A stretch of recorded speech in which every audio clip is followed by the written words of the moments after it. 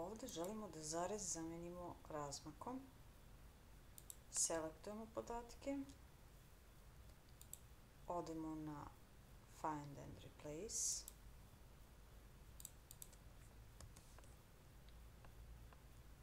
Mijenjamo šta? Zarez. Mijenjamo ga sa razmakom.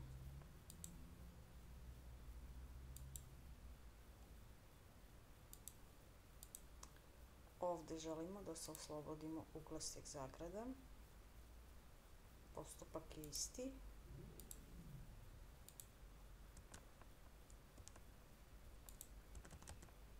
Mijenjamo levu zagradu, ni srče.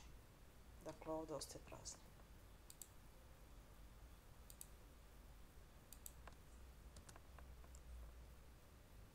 Mijenjamo desnu zagradu.